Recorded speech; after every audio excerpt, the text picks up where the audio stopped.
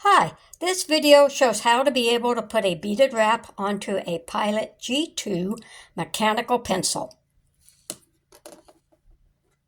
Simply unscrew the tip,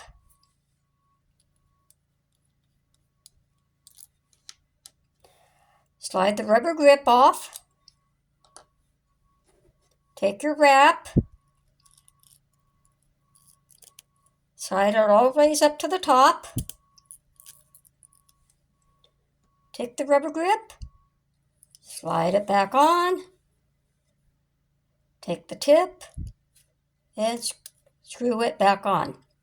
Now, if this tip doesn't want to reach the threads, make sure you're not pressing on the eraser button lead advancer.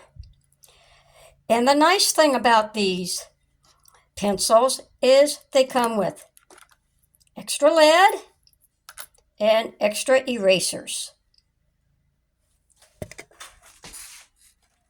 So have fun making beaded wraps for Pilot G2 mechanical pencil. Thank you.